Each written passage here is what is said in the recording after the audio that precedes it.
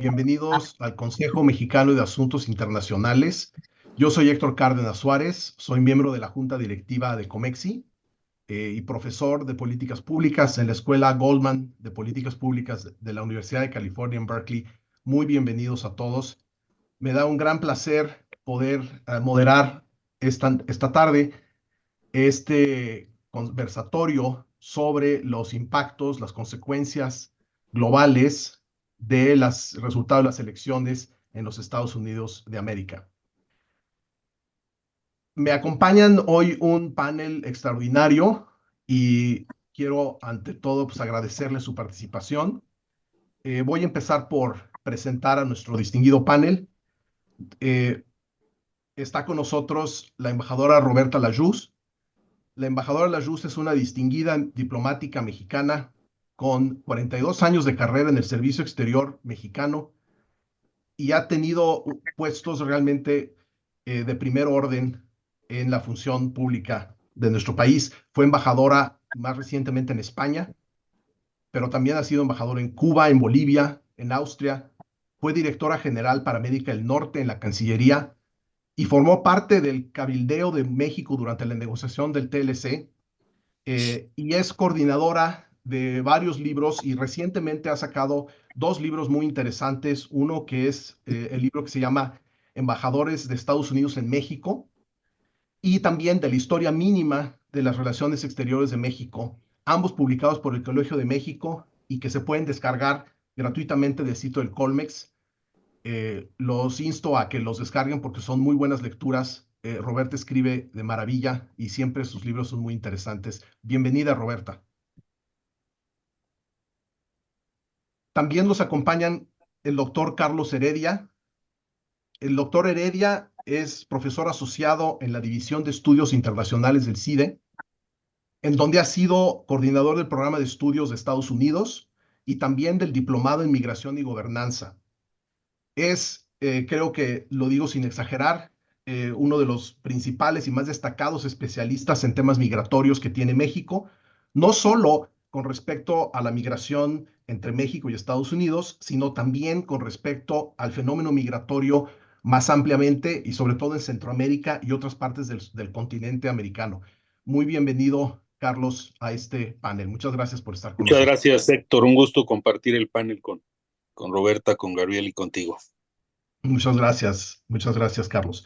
Y también, last but not least, como se dice en inglés, le doy la bienvenida a Gabriel Guerra Castellanos, quien es un destacadísimo consultor en relaciones públicas y comunicación estratégica. Desde su firma, Guerra Castellanos y Asociados, que sea comunicación estratégica, que se ha posicionado como una de las principales firmas en este ámbito de la comunicación y representa a empresas y organizaciones de la sociedad civil mexicanas y extranjeras. Gabriel ha tenido una amplia experiencia de comunicación social, tanto en el sector privado como en el gobierno, y fue cónsul general de México en Toronto, fue director de Información Internacional de la Presidencia de la República y también trabajó en el Servicio Exterior Mexicano como agregado de prensa en las embajadas de México en Alemania y en la Unión Soviética. Muy bienvenido, Gabriel, y muchas gracias por estar con Muchas nosotros. gracias, Héctor. Gabriel Un honor estar con ustedes. Muchas gracias, Gabriel. Gabriel está en Houston en este momento, justamente. Nos estaba Precisamente. platicando antes de que empezáramos, ¿no? Vine a promover el voto. Bien, exactamente. Muy bien. Bueno, pues para empezar, yo quisiera pues iniciar por simplemente dar constancia de lo que sucedió ayer con las elecciones en los Estados Unidos. Todos sabíamos que era una elección reñida, pero creo que sí ha habido un cierto grado de sorpresa por la amplitud de la y la contundencia de la victoria de Donald Trump. Cuando se ven los análisis que están empezando a salir de cómo se comportó el voto, lo que se aprecia es un movimiento generalizado hacia hacia el voto republicano en muchísimos grupos sociales que no esperábamos. Sí, sabíamos que los hombres blancos con bajo nivel de educación iban a votar fuertemente por Trump, pero lo que no necesariamente se esperaba es que también lo hicieran en proporciones mucho mayores que históricamente los hispanos, los indígenas americanos y también los afroamericanos, que las mujeres votaran más por Trump esta vez que en ninguna otra ocasión previa, y que esto se mostrara aún en los estados azules, es decir, aún en los estados donde ganó el Partido Demócrata, ganó con menos votación que en elecciones anteriores. Entonces, realmente esto lo menciono porque hoy no vamos a hacer el desmenuzado de los temas internos, sino más bien vamos a enfocarnos a los temas internacionales, pero creo que la contundencia de la victoria de Trump sí tiene efectos, o eso es lo que tenemos que platicar, si tiene o no efectos en los impactos y en la dimensión de los impactos de su administración futura sobre los temas internacionales. Entonces, voy a empezar por hacerles una pregunta. Roberta, empiezo contigo. ¿Qué giro crees tú que tomará la política exterior de Estados Unidos con una segunda administración Trump que llega fuerte, que llega con lo que sienten que es un mandato? Pues muchas gracias por la invitación y un gusto estar con todos ustedes. Muy buenas tardes a todo el auditorio. Bueno, yo creo que la primera característica que tendríamos que anotar, que posiblemente sea la consecuencia en temas internacionales del triunfo tan importante y tan contundente de Trump y de los republicanos en el Senado de Estados Unidos, que tiene tanta importancia para la política exterior, es que probablemente estamos ante el fin del orden mundial liberal establecido por los Estados Unidos al término de la Segunda Guerra Mundial. Me explico. Al terminar la Segunda Guerra Mundial se fundan las Naciones Unidas con una carta muy clara en la que aceptan los países fundadores de las Naciones Unidas, entre ellos México, a una serie de reglas para conducir las relaciones internacionales.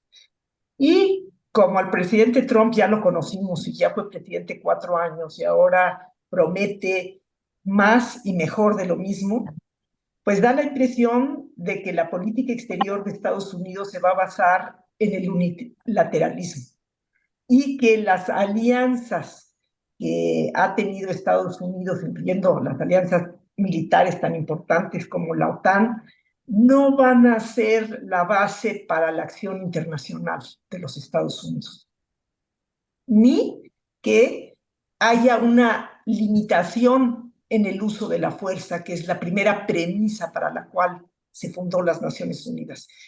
Hacer uso de la fuerza solo en los casos que sea autorizado por el Consejo de Seguridad de las Naciones Unidas.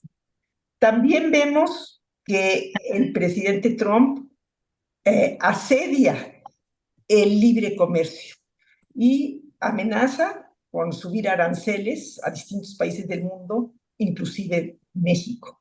Esto atenta contra el orden mundial liberal, que una de sus premisas es la búsqueda de libre comercio y el respeto a los acuerdos firmados.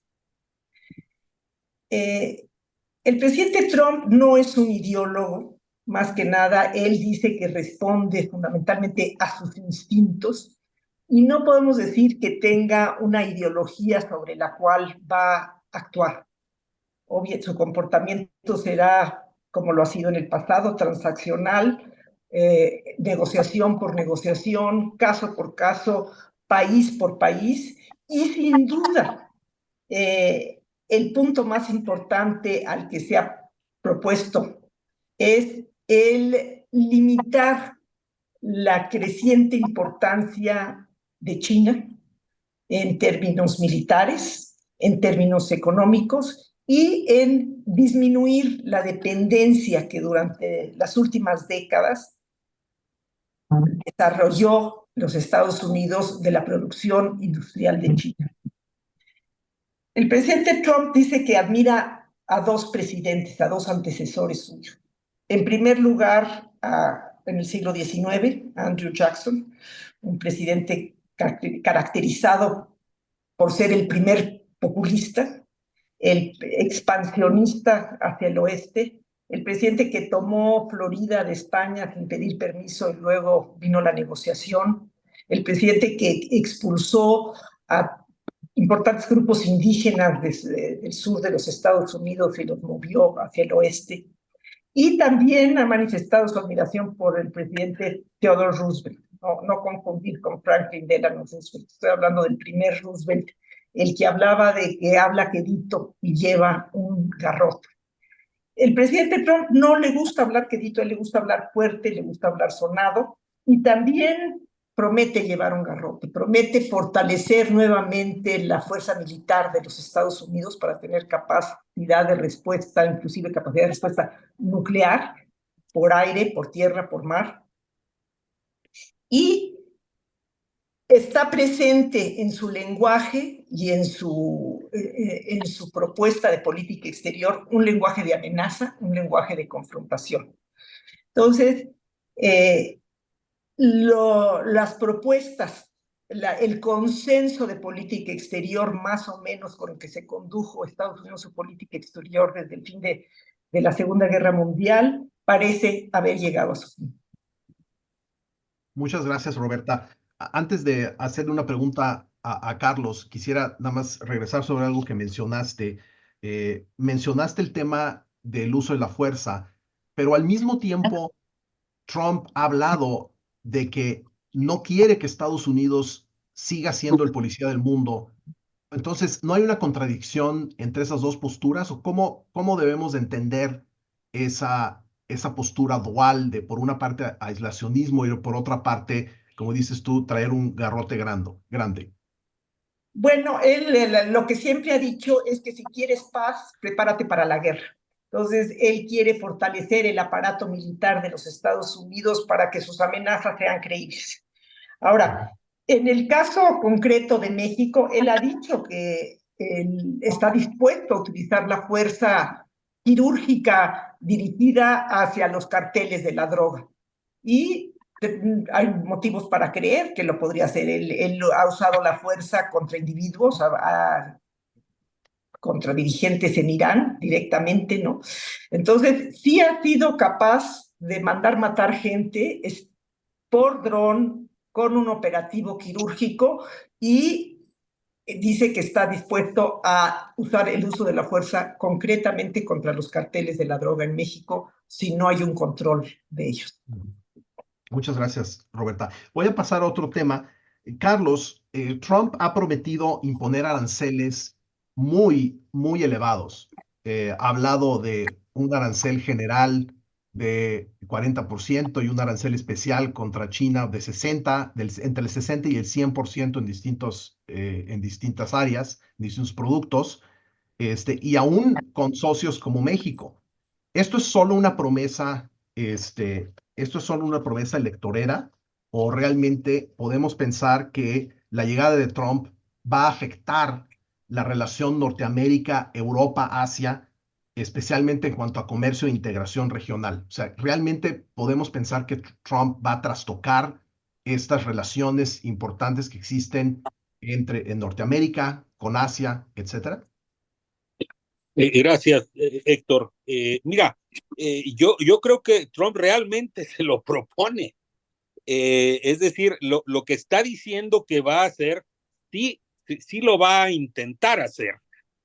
¿Qué lo puede atenuar o qué puede detenerlo en algunos casos? Pues la propia presión interna en Estados Unidos.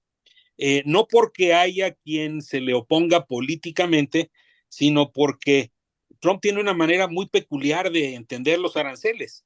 Es decir, cuando él le pone un arancel a bienes de otro país que van a importar a Estados Unidos, van a importar bienes mexicanos o van a importar bienes chinos, pues quien paga el arancel es el consumidor estadounidense.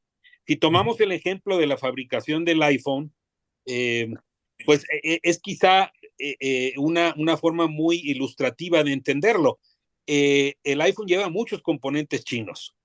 Entonces, ¿qué va a tener como resultado el que vaya cerrando todo tipo de contacto o de proveeduría de China? Pues que se encarecen los bienes para los consumidores estadounidenses.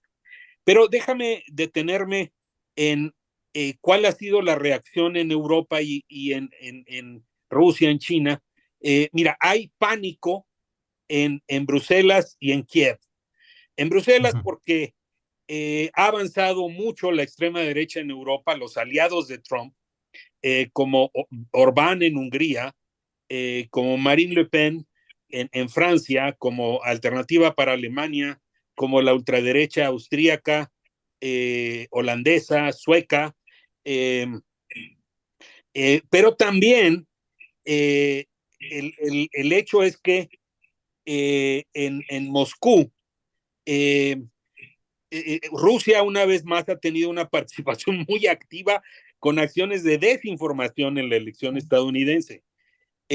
Yo no podría afirmar que todo esto ha sido orquestado por Putin para beneficiarse de un Estados Unidos extremadamente polarizado, pero sí puedo decir que lo que apuntaba Roberta es cierto, que la concertación de aliados del Atlántico Norte, pues si no se está colapsando, está en serio riesgo por esta situación, y Netanyahu pues estará de fiesta porque si Biden nunca se atrevió a frenarlo, pues Trump parece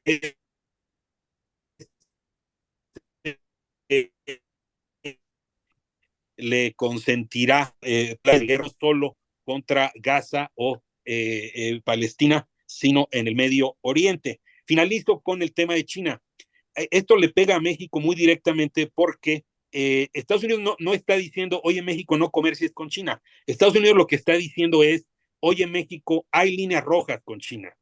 Una de esas líneas rojas es que yo no puedo permitir que en mi frontera, en un socio del TEMEC, se ensamblen, se manufacturen automóviles eléctricos chinos. ¿Por qué? Porque yo ya lo definí como un riesgo para mi seguridad nacional. Ni siquiera necesito explicarlo, fundamentarlo, simplemente es una línea roja. Y si tú lo haces, yo lo voy a impedir. Si tú intentas hacerlo, simplemente no voy a dejar que exportes autos a Estados Unidos, primero aquellos que tengan contenido chino y después, pues ya veremos. De nuevo, puede ser un tiro en el pie para la propia economía estadounidense, pero aquí no estamos hablando de hechos racionales, sino de una narrativa que ya se impuso, y en este caso, Héctor, la guerra tecnológica, comercial, geopolítica contra China es bipartidista. Aunque los demócratas estén de capa caída, han respaldado, en la administración Biden han emprendido, y pues no tengo duda que respaldarán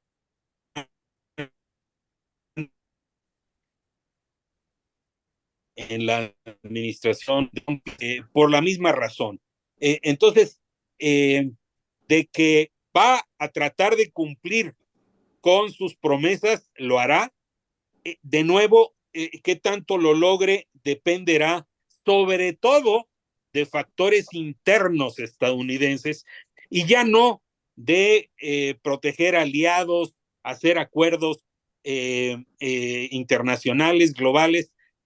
Lo que puede atenuar estas acciones son factores internos de la propia coalición de Trump o del electorado estadounidense en sentido más amplio.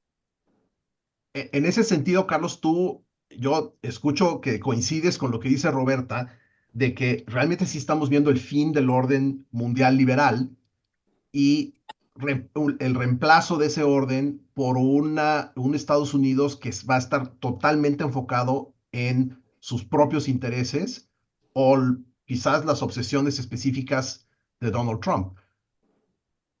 Bueno, lo que pasa es que los países que están conformando esta reconfiguración, pues no solo están en América, no es solo Estados Unidos, sino están en Europa, ya mencioné varios, están en América Latina, digamos, hay júbilo en la Argentina de Milei, están también en Asia, es decir, Putin no lo puede decir, bueno, Putin es euroasiático, forma parte de dos continentes, no en decir expresa autocrática, pues no es solo, no solo me refiero a Estados Unidos, sino a una extensión territorial mucho más amplia. Lo que sí es que, por ejemplo, ahora me refiero a Tokio o a Seúl, donde también hay preocupación, porque ya saben que Trump les va a decir, oye, ¿ustedes quieren que yo mantenga las tropas en Japón y en Corea del Sur? Pues paguen y se las voy a cobrar caras. Si no, pues simplemente las retiro. No, pero es que China nos está amenazando, pues ustedes háganle como quieran. Entonces, efectivamente, lo que dicta tanto la política interior como la política exterior, yo no diría ni siquiera que son los intereses de Estados Unidos, son los intereses de Trump, como él percibe y entiende el mundo. Muchas gracias, Carlos. Gabriel, Trump es un comunicador sui generis, ya lo vimos. Muchos críticos decían, no es posible, con todas estas cosas que dice contra las mujeres, contra las minorías, con el ataque contra Puerto Rico, etcétera, tiene que perder. Y sin embargo, ha ganado. ¿Qué papel crees que jugarán su estilo de comunicación y las percepciones que genera en la manera en que los países respondan a la política exterior estadounidense? ¿Cómo su forma de comunicar tiene un impacto o no en las consecuencias de su victoria? Bueno, Héctor, buenas noches a todos. Primero, Trump efectivamente es un genio de la comunicación.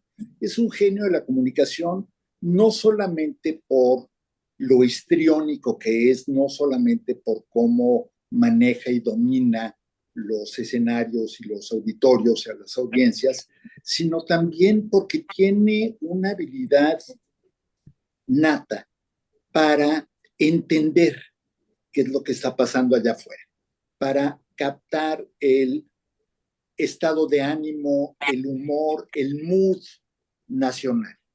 Lo hizo perfectamente bien en el 16, tropezó un poquito en el 20, pero al final, si vemos los resultados del 20, no fueron más que tal vez 120, 150,000 votos en algunos condados estratégicos en un par de estados, los que le costaron la presidencia. Entonces, no es como si él perdió dramáticamente, no fue un repudio generalizado el del 20. Yo creo que ahí se cometió un error cometido pues no solamente por los estadounidenses, por buena parte del mundo, de pensar que Trump ya se había ido y lo aprovechó muy bien. No quiero hacer símiles simplistas, pero hay muchos paralelismos con el caso de México también, en un político que es dado por muerto varias veces por sus contrincantes, que es visto como demasiado poco sofisticado como para poder ser eficaz en su propuesta política o en ganar elecciones, y a cuyo electorado las élites desprecian. Hoy tan solo leía yo un texto en el Atlantic que habla de cómo es que los americanos permitieron esto. Y bueno, pues además de que es una reflexión bastante antidemocrática, porque al final del día, suponiendo que Estados Unidos sea una democracia en el sentido tradicional, me refiero a que sea una democracia en el que el voto sea el que decide, y eso es una conversación que podríamos tener. El hecho es que pues, los votantes de Trump son pues tan válidos, o sea, vale lo mismo el voto de un doctorado en Yale que el voto de un mesero o un cocinero en, digo Houston porque estoy en este momento en Houston por una casualidad de la vida, pero esa arrogancia, digamos, de las élites que llevó pues, al colapso de la candidatura de Hillary Clinton se repitió nuevamente ahora en 2024. Y quisiera nada más, Héctor, hacer una breve alusión a un tema que tocaron mis colegas, Roberta y Carlos, que es el del colapso del sistema liberal o del multilateralismo o de las Naciones Unidas. Y ahí nada más quisiera yo ser un poquito provocador y señalar, y Roberta sonríe porque me conoce muy bien, y señalar que ya estaba no solo en crisis, sino, diría yo, ya en pleno colapso. Y que al final, si un día vamos a escribir la historia de cómo es que se cayó el edificio del multilateralismo y el edificio de los organismos internacionales y de Naciones Unidas, el papel enorme que jugó en eso el gobierno de Joe Biden y, por supuesto, tanto la crisis de Ucrania como muy particularmente la de Gaza y Líbano, en donde hemos visto la absoluta impotencia de Naciones Unidas y todos sus organismos para detener el conflicto que se está dando. Entonces, nada más dejo esa pica en Flandes. Roberta, ¿ya estaba muerto el sistema multilateral, el sistema liberal? Yo llevo tiempo diciendo que estábamos al fin de un orden y que no acababa de morirse y uno que no acababa de surgir. Pero con esta elección ya le pusieron el último clavo al ataúd. Yo no veo posibilidad de que después de 4 años más de Trump haya una recuperación de la vigencia de las normas que se habían respetado hasta entonces. O sea, el comportamiento, la jactancia del presidente Trump respecto al unilateralismo con el que pretende actuar, hacen que lo que todavía queríamos conservar o que pensábamos que se podía salvar, no veo posibilidades de que así sea. Así es que tienes razón, Gabriel, pero ahora sí ya ayer se puso el último clavo. Y Carlos, no hay espacio para un surgimiento de nuevos polos con la elección de Trump. O sea, hemos estado viendo cómo China y hasta cierto punto Rusia han querido establecer contrapesos a Estados Unidos a través del proyecto un poco no muy bien formado de los BRICS, con los bancos de desarrollo de China, con su iniciativa de Belt and Road, etcétera.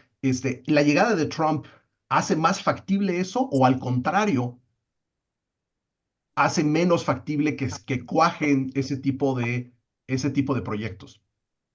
Bueno, mira, vemos hoy que tanto en torno a la invasión rusa de Ucrania como en la guerra de Israel contra Gaza, se han formado coaliciones.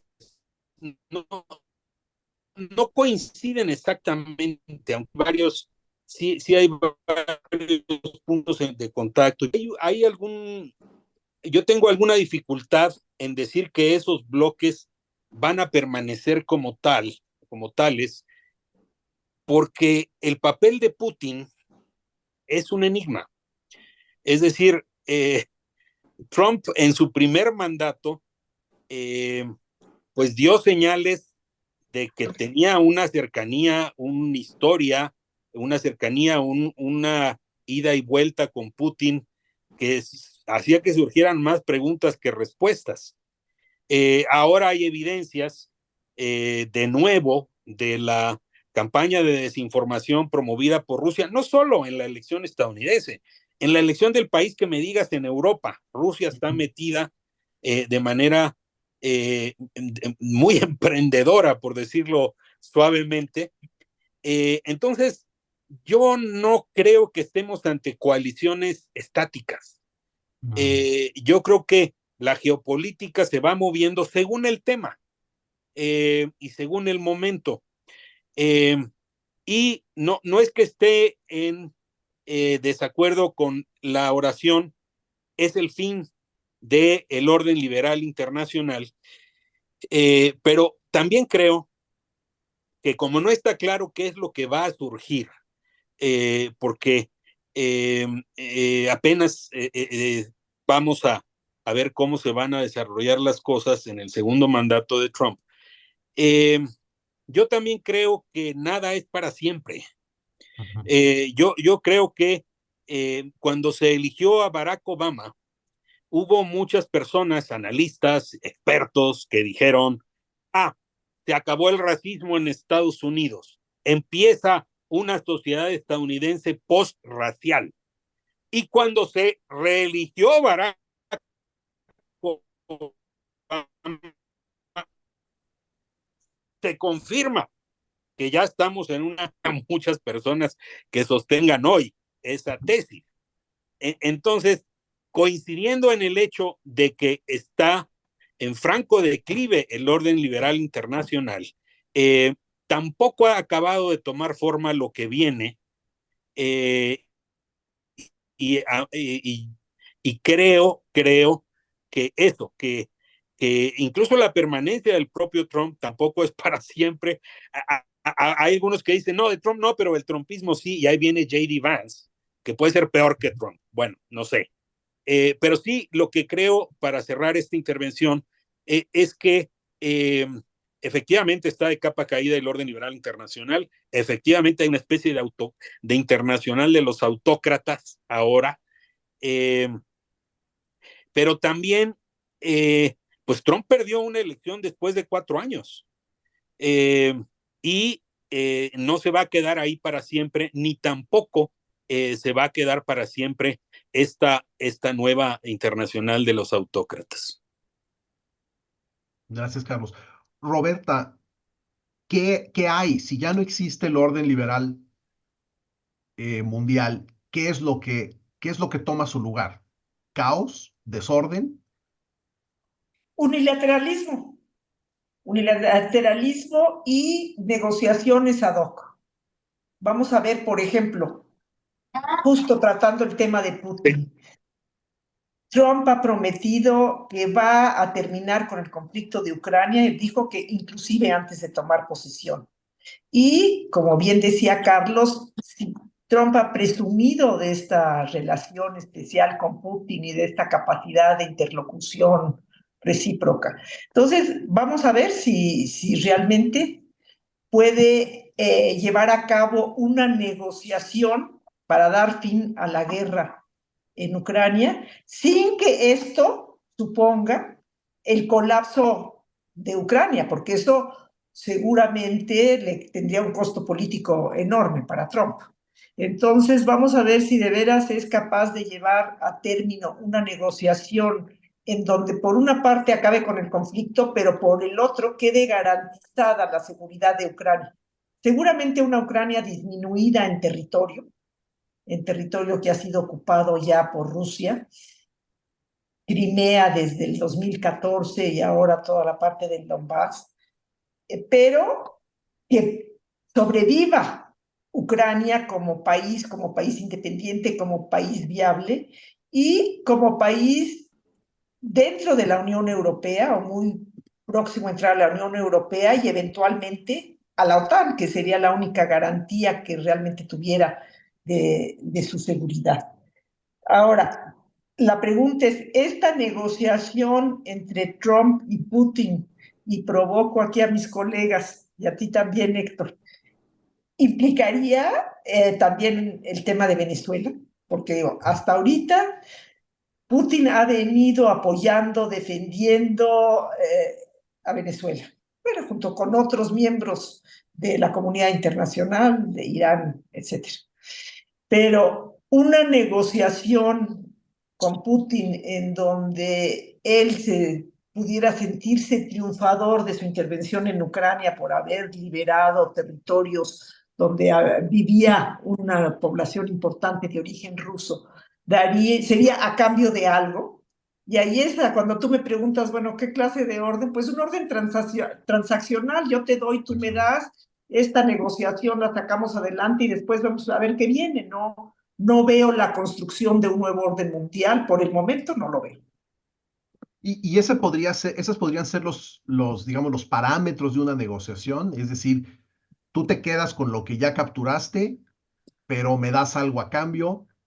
Y luego, ¿quién reconstruye Ucrania? Porque Trump ha declarado muchas veces que ya no quiere gastar más dinero en Ucrania.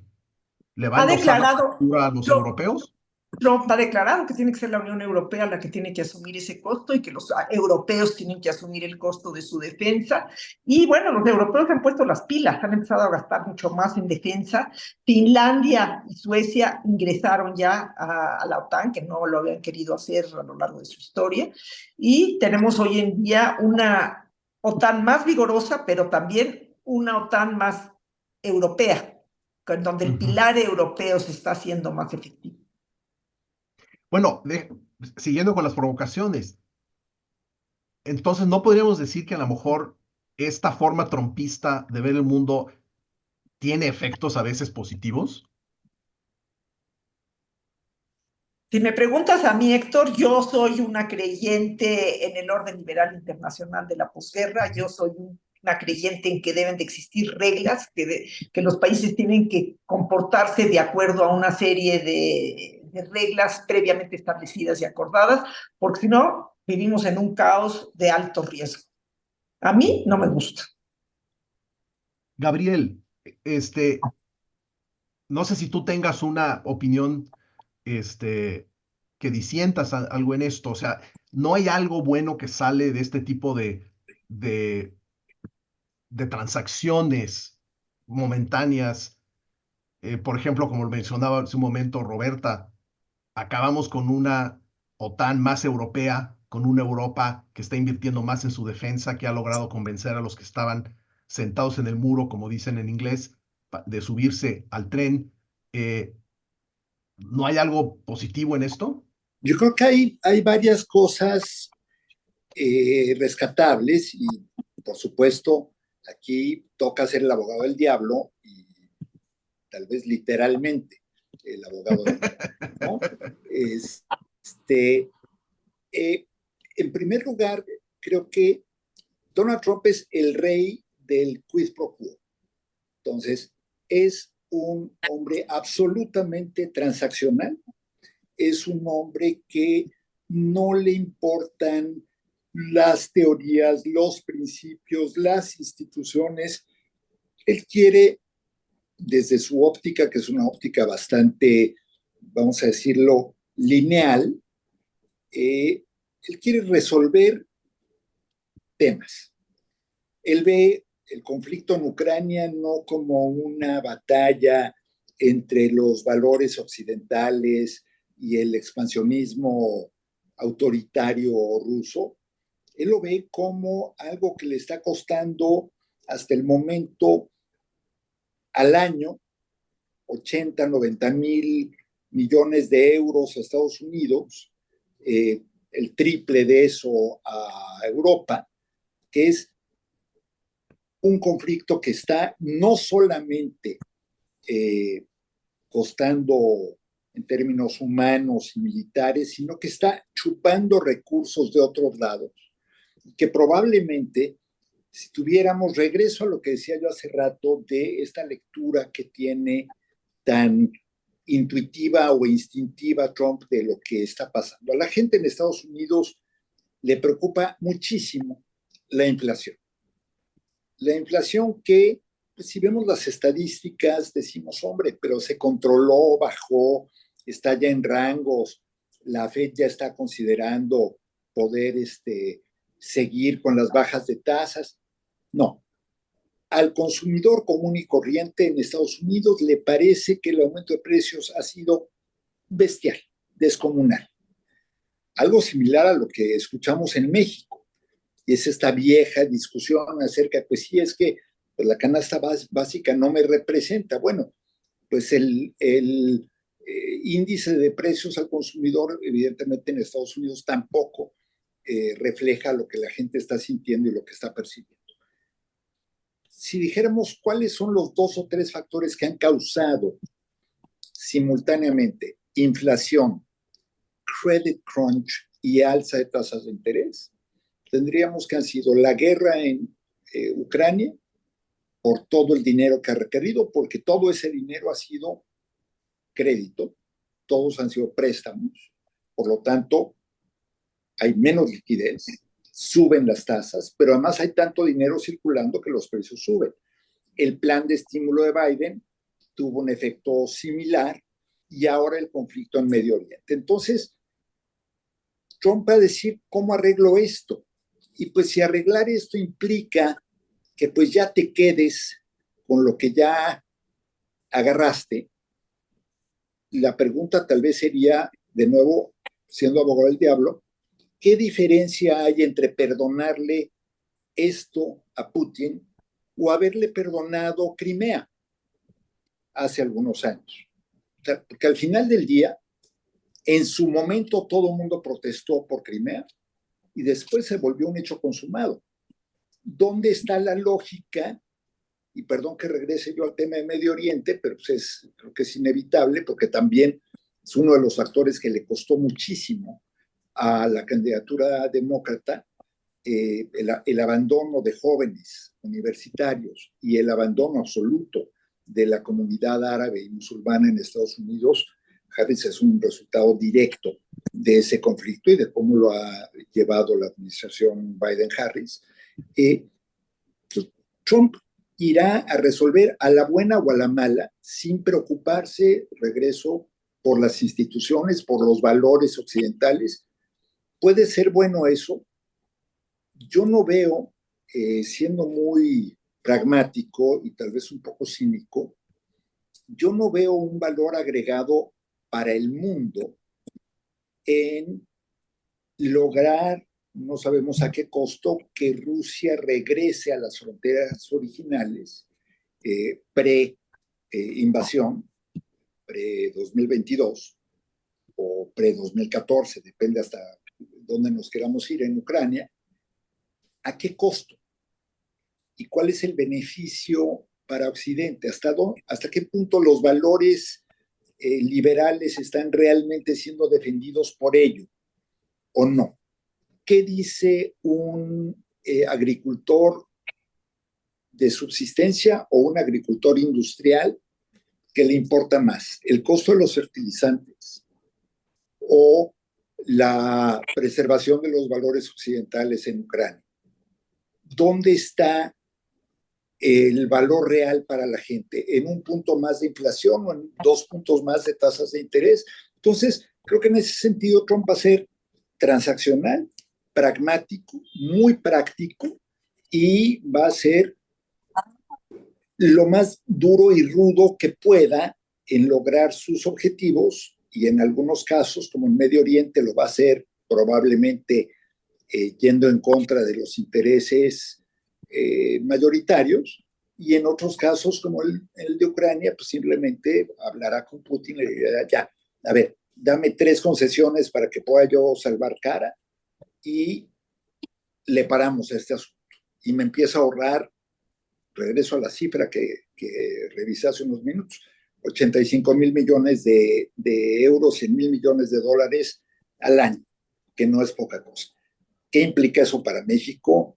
Bueno, pues eso sí está como para tomarse 4 tequilas y 2 Valiums juntos, porque el riesgo de que decida ser igualmente transaccional e igualmente unilateral en su trato con México, pues es evidentemente alto, aunque me da cierta esperanza que la comunicación empezó a fluir rápido, que ya hoy habló con la presidenta Sheinbaum, que ya, digamos, hay canales de comunicación que yo creo que el gobierno mexicano no dejó de tener nunca con el campo trumpista. Y perdón, ya me extendí mucho.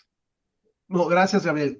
Justamente era la siguiente pregunta es, ¿cuáles son las implicaciones para México de estos cambios en el orden geopolítico? Y si quieren, les propongo que primero veamos los efectos, digamos, del cambio geopolítico general antes de meternos a las transacciones específicas que pueda haber con México, ¿no? Carlos, no sé si quieres tú tomar el primer Sí. esfuerzo de respuesta a este tema de cómo afecta el cambio del orden mundial a México de manera directa. Bueno, yo creo que eh, en México hemos tenido en la cabeza desde 1994 la certidumbre de que somos aliados de Estados Unidos. Y uso la palabra aliados. No la uso a la ligera, sino con la convicción de que pues estamos en el mismo polo geopolítico y por lo tanto compartimos objetivos a nivel internacional y creo que esto va a cambiar. Creo que en la narrativa trumpista México ya no es un aliado. Digo, yo no sé incluso si el TEMEC como tal va a sobrevivir. Está prefigurada su revisión en 2026, pero ya hoy muy temprano hay quien dice, pues ¿saben qué? No va a ser revisión, va a ser renegociación y va a traer, por ejemplo, cláusulas sobre China. Oye, tú no puedes ensamblar carros chinos eléctricos para exportar a Estados Unidos expresamente, explícitamente. Entonces, México cambió la narrativa. Es decir, toda la campaña de Trump estuvo centrada en que México es una amenaza a Estados Unidos, es un problema. México es ingobernable. México está tomado por los narcos territorialmente. Necesitamos nosotros ir ahí y atacarlos. Entonces, eso es muy difícil de desandar el camino, ¿eh?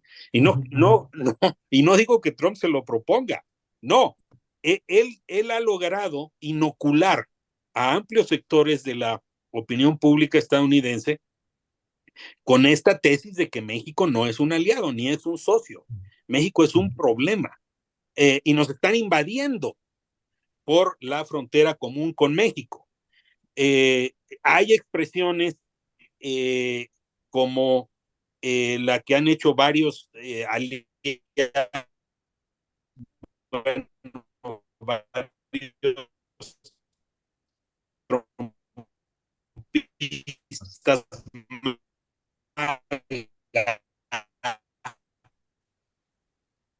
Carlos, se nos está perdiendo, que Carlos. necesitamos bombardear los laboratorios de Nilo, necesitamos atrás los caos. Y la gran paradoja es... Hola. Se nos cortaste un poco, nada más te escuchamos, estabas hablando de la idea esta de bombardear los laboratorios y ahí ya no te escuchamos después. Bueno, y el 25 de julio de 2024 hubo una extracción del Mayo Zambada.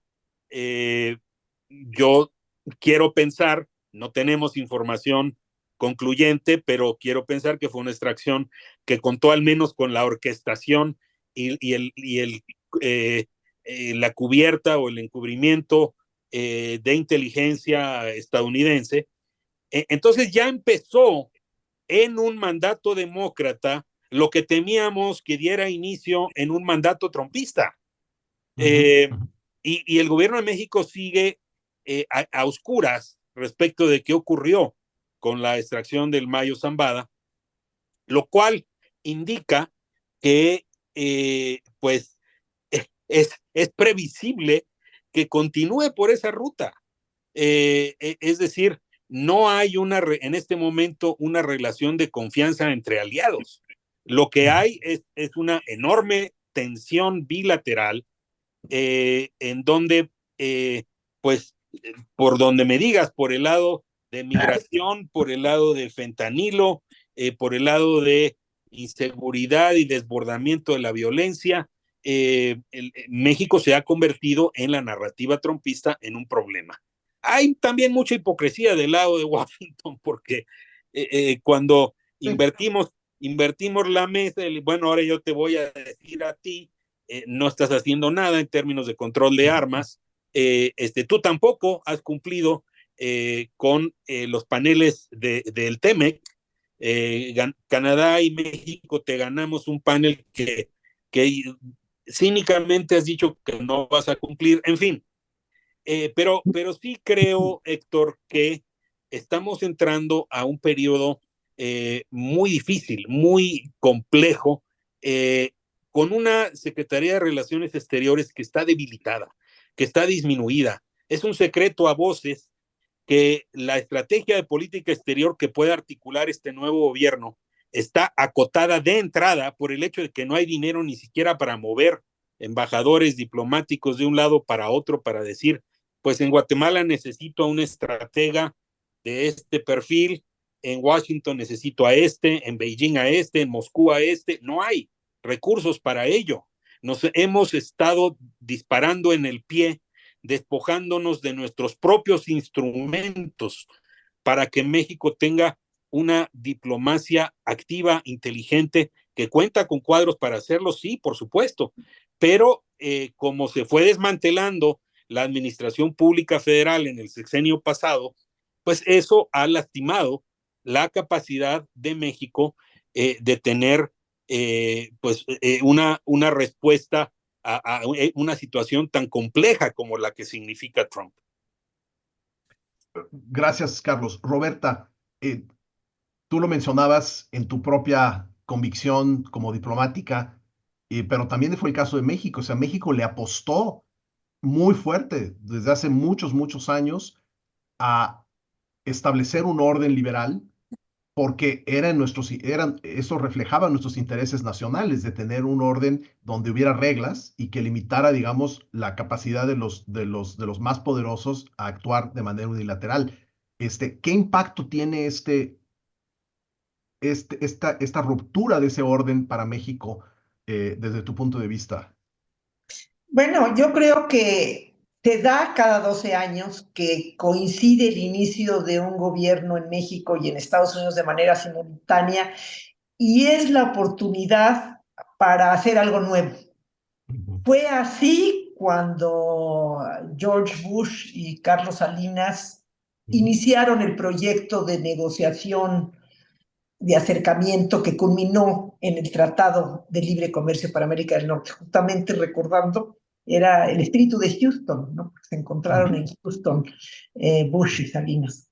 Y ahorita tenemos la nueva situación de poder dar vuelta a la página y tratar de iniciar un acercamiento. Y yo creo que México debe de poner como prioridad el acercamiento con América del Norte. Y que sí, tenemos que para ello poner la casa en orden. La violencia que existe actualmente en México no podemos normalizarla. No podemos pensar que no hay una conciencia internacional de una falta de control sobre el territorio nacional. Entonces, yo creo que México debería de buscar poner la casa en orden y apostar al proyecto de América del Norte porque es la mejor opción que tenemos. Creo que los 30 años del Tratado de Libre Comercio México-América de América del Norte han sido positivos para México. Han suscitado crecimiento, han suscitado desarrollo, han suscitado que México pasara de ser un país exportador de petróleo a ser, como es hoy en día, un país exportador de manufacturas. Obviamente que la promesa de esta integración ha dejado muchas cosas que desear y que no ha cumplido con todas las expectativas de los mexicanos, ni tampoco de los estadounidenses ni de los canadienses. Ha habido perdedores en este proceso y estos han ido a votar de manera iracunda contra el proyecto, parecería. Entonces, es el momento de reequilibrar, de revalorar y de proponerse un proyecto. Y mi propuesta para México sería apostar por América del Norte. Apostar por América del Norte cuidando que los déficits que dejó el Tratado de Libre Comercio y el propio TEMEC en cuanto al aumento de la desigualdad de nivel de ingreso entre los mexicanos, desigualdad geográfica. Vemos que hay un México del centro hacia el norte que crece y se desarrolla y un México del sur que se ha quedado atrás. Entonces, tiene que haber una revaluación, pero yo no creo que México debe de abandonar el proyecto de América del Norte. ¿Cómo lo debe de hacer? Podemos hablar con más detalle, pero yo propongo que México se mantenga dentro de América del Norte y trabaje para lograr ese objetivo. ahorita regresamos al cómo, ¿no? Yo creo que va a ser muy interesante que podamos abordar ese tema de cuáles son las medidas que puede tomar el gobierno de Claudia Sheinbaum, que también apenas empieza. Yo vi, creo que para mí fue una buena señal que rápidamente, me hubiera gustado un poquito más rápido, pero creo que rápidamente reconoció la victoria de Trump, rápidamente tuvieron una llamada telefónica, es un buen inicio. Pero bueno, podemos platicar más de eso en un momento. Gabriel, te quería preguntar, cambiando de temas, vamos un poquito más a los temas económicos, aunque están tan entrelazados en esta coyuntura, pero a los mercados les gustó muchísimo la victoria de Trump. Claro, hay parte que siempre les gusta a los mercados cuando se decide algo, pero eh, puede ser porque simplemente se acabó la incertidumbre, pero esto augura bien para la economía global una llegada de Trump. ¿Podemos esperar un boom Trump o es nada más una cuestión temporal, inmediata, que los mercados reaccionen de esa forma? Yo creo que las dos cosas, Héctor. A los mercados les dio gusto, primero, porque Trump es el candidato, digamos, pro negocios, antirregulación, eh, alejado de los sindicatos, alejado de las preocupaciones medioambientales. Entonces, es en ese sentido un candidato promotor o será un presidente promotor del crecimiento a cualquier costo, ¿no? Entonces es literalmente el pro-business. En segundo lugar, los mercados estaban muy preocupados y eso se reflejaba no solamente en los mercados, sino también en el tipo de cambio, por un posible periodo largo de incertidumbre. Existía un riesgo importante de un conflicto postelectoral, de una judicialización de la elección que nos podía haber llevado pues hasta enero y que nos podía haber llevado a la Suprema Corte o incluso en algunos escenarios a actos violentos. Actos violentos además mucho más estructurados y organizados que los del 6 de enero del año pasado, perdón, de hace 4 años. Es que parece que fue hace un año que Trump estaba haciendo eso. Entonces, creo que en ese sentido las dos cosas confluyen y las dos cosas se refuerzan mutuamente. Yo creo que va a ser un periodo, sí, muy positivo para los mercados, número uno. Eso, el momento que los mercados se benefician, hay más dinero disponible para que los empresarios hagan distintas cosas y, pues bueno, quienes ya tienen suficientes yates, aviones, etcétera, pues pueden decidir sacar nuevos juguetes y esos nuevos juguetes, veamos el caso de Elon Musk, pues esos nuevos juguetes no necesariamente son para frivolidades personales, sino para frivolidades empresariales, algunas de las cuales, como el tema satelital, pues tiene impacto. Elon Musk tiene hoy más satélites en órbita que muchos países del mundo, ¿no? Entonces, creo que en ese sentido sí va a ser un periodo, no podemos pronosticar absolutamente todo, pero si logra Trump resolver la verdadera coladera de recursos que se ha vuelto la guerra en Ucrania, por un lado. Por otro lado, logra dar certeza a lo que está pasando en Medio Oriente. ¿Por qué? Porque Medio Oriente, más allá de los temas humanitarios que nos puedan preocupar, de los temas del orden internacional, del derecho internacional, está impactando precios de petróleo y está impactando canales de distribución y suministro. Todo lo que está pasando allá en términos de aumento de costos y de primas de seguros para quienes transportan sus mercancías en esa parte del mundo, porque esa parte del mundo no es solamente la que está pegada a Yemen y amenazada por los houthis, sino también pues no es aventurado pensar que alguien pudiera decidir bloquear el canal de Suez por las buenas o por las malas. Ya sucedió una vez en un accidente, pero pues si sigue el nivel de desesperación en el Medio Oriente, podría llegar a eso. Egipto tiene una estabilidad, digamos, sostenida no con alfileres, pero sí con bayonetas, las bayonetas pues no siempre son los mejores sostenes de la estabilidad. Entonces, sí, yo auguro buenos tiempos económicos, lo cual no necesariamente quiere decir igualitarios, no quiere decir apegados a derecho, no quiere decir de respeto a acuerdos o tratados previos. ¿Cuál es el rumbo que debe tomar México y cómo? Tiene toda la razón Roberta, ¿no? O sea, México no tiene de otra más que su vocación norteamericana.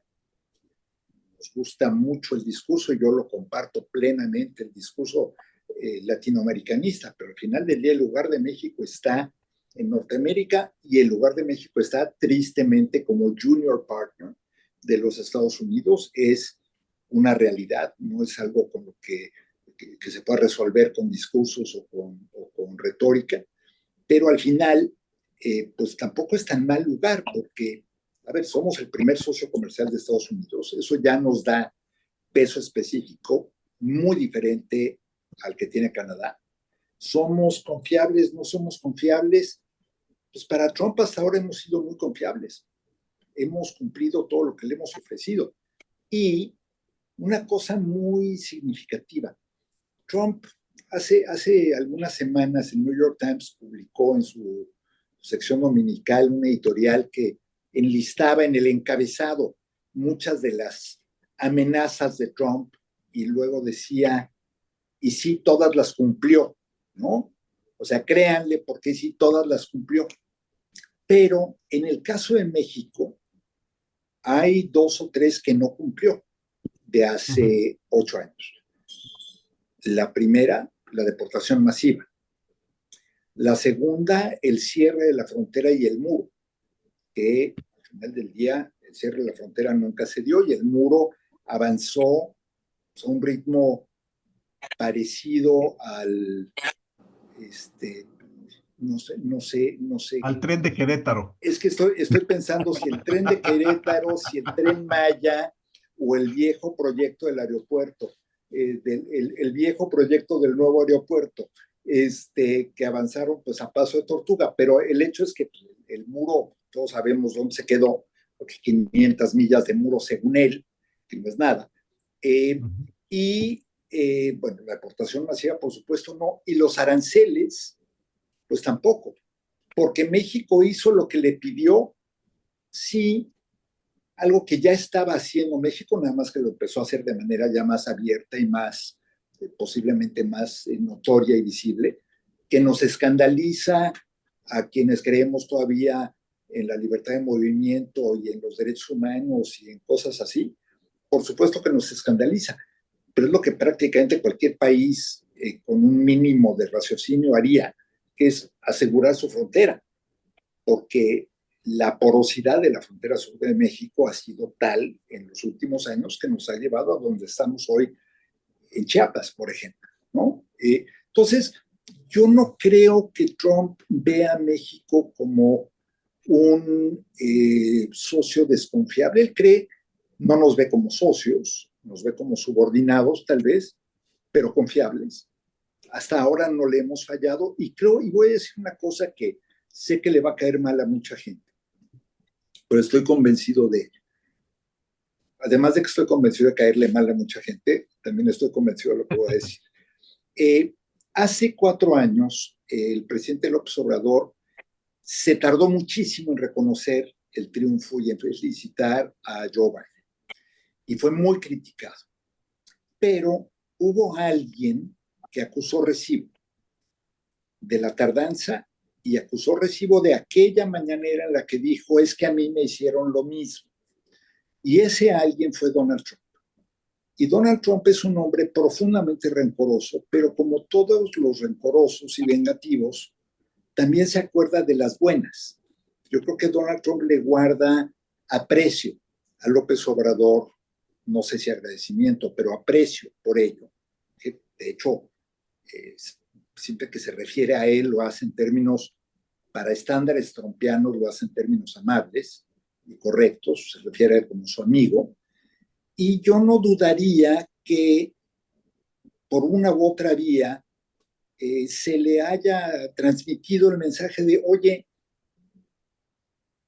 ahí te encargo, ¿no? Oye, es mi heredera, oye, es mi proyecto político, y al final, en esta lógica, yo creo que hay ciertas cosas que hay que o releer o volver a ver para ponernos en el ánimo de lo que viene. Y una de esas es una serie que ustedes seguramente ya vieron, que se llama Los Sopranos. Y bueno, pensemos un poco que esa va a ser la lógica que impere, la lógica de lealtad y la lógica de complicidades en la Casa Blanca. Y el otro es un libro ya más profundo, un poco más escandaloso, pero buenísimo, de Philip Roth, que se llama El complot en contra de Estados Unidos, The Plot Against America. Sí. Quien no lo haya leído, le hablo al auditorio, porque sé Magnífico que libro. ustedes seguramente leyeron a Roth, y si no vieron Los Sopranos, háganme favor de retirarse de este conversatorio, por favor. Pero en esa lógica, tal vez vaya a ser un poco más, no sé si más considerado o menos desconsiderado Donald Trump con la presidenta Sheinbaum. Déjame tomar algo que mencionabas, Gabriel, y preguntarle a Carlos. Es cierto, México le cumplió a Donald Trump sus exigencias cuando nos pidieron que le ayudáramos a resolver el problema o por lo menos a mitigar el problema de la migración y lo hicimos con bastante efectividad. O sea, sí tuvo un efecto fuerte el haber mandado a la recién creada Guardia Nacional. Creo que una buena parte, no me acuerdo si fue más del 30% de los efectivos los mandaron a la frontera sur, pero también le costó a México mucho, ¿no? Bueno, le costó la balconeada del propio Trump a pocas horas de aquella reunión en el Jardín de Rosas de la Casa Blanca, donde el presidente López Obrador apostó al apaciguamiento y dijo que Trump siempre nos había respetado, ante la estupefacción de gente pues que no entendía por dónde iba esa afirmación. Y yo creo que las circunstancias son bastante diferentes de lo que tuvimos en el primer mandato de Trump. Todavía no tenía lugar lo que ellos llaman la avalancha sin freno de migrantes de todas las latitudes del mundo que entran por México. Y entonces te pierden un poco los matices, porque el entrar por México, aunque no todos sean mexicanos, va contra la cuenta de México. Y eso, pues evidentemente, hoy se ha convertido en un escenario mucho más complicado. El éxodo venezolano no tiene freno. El éxodo centroamericano continúa porque efectivamente hay una situación de inhabitabilidad en varios de los países del Istmo, y el éxodo del resto del mundo tampoco. Entonces, lo previsible es que aunque Estados Unidos vaya endureciendo su normativa y llevando a cabo las deportaciones masivas, hasta donde le alcance el personal y el presupuesto para hacerlo, hay que decirlo. La perspectiva, Héctor, colegas, es muy complicada porque México no tiene ninguna manera de frenar la hemorragia que viene de África Occidental, de América Latina, de Centroamérica, del Caribe, y aunque dosifique la entrada, como tú lo has señalado, Héctor, y de hecho los ingresos y las detenciones por la frontera de enero 2024, es decir, todo el periodo preelectoral de Estados Unidos a la fecha cayó drásticamente, pero no quiere decir que eso sea permanente. También hay factores estacionales. Entonces yo creo que lo que puede ocurrir hacia adelante es que pues sí se embarque Trump en el propósito de hacer las deportaciones masivas, pero también va a desestabilizar a México, también va a provocar mayor inestabilidad en México. Entonces, al final de cuentas, resulta contraproducente, puede resultar contraproducente para ellos mismos. Y además, creo que, y aquí quisiera hacer un matiz, si toda la conversación sobre migración se hace en código criminal y decir migrante igual a criminal, migrante igual a delincuente, estamos excluyendo algo que quizá no tenga mucho espacio en la narrativa trumpista, pero sí en la economía estadounidense. Hoy los 3 países de América del Norte tienen millones de puestos de trabajo vacantes. Quizá al auditorio le sorprenda que yo incluya a México en esta descripción, pero también es cierto, de Baja California a Nuevo León, en el Bajío, en el centro occidente de México, hay muchos puestos de trabajo que están desocupados. Entonces yo concuerdo con Roberta, el hecho de apostarle a América del Norte pasa también por apostarle a algo que parece inocente, ingenuo plantear, que es el hecho de que la plataforma de producción compartida ya no es solo libre comercio, es producción es mucho más producción compartida e innovación compartida de América del Norte, pues podría estar siendo dinamitada desde adentro. Uh-huh. Estaba pensando ahorita que a lo mejor Roberta tiene la solución a ese problema cuando menciona la posible transacción Donbass contra Venezuela, nos resolvería el problema de la migración venezolana, ¿no? Pero por lo bueno, menos, por lo sí, menos. por lo menos. Sí, adelante, Roberta. Bueno, yo creo que lo que tendríamos que pensar es si queremos apostar a América del Norte, ¿cómo vamos a hacerlo? Porque obviamente la retórica de Trump durante la campaña no ha sido agradable y puede ser todavía más dura. La pregunta es, qué es lo que tenemos que hacer para evitar esta retórica? Por supuesto, lo primero es la migración, porque esa es la amenaza más concreta. Si no para la migración y el tráfico de drogas, voy a imponer aranceles. Claro, ¿quién lo determina? Lo determina Trump de manera unilateral. No obstante lo anterior, sí hay una serie de medidas que se tienen que tomar. La frontera sur es una frontera muy descuidada y las consecuencias, ya lo mencionó Carlos, se están viendo en Chiapas hoy en día. Entonces, sí tenemos que empezar por poner en orden nuestra frontera y sí tenemos que poner en orden nuestra estrategia de negociación.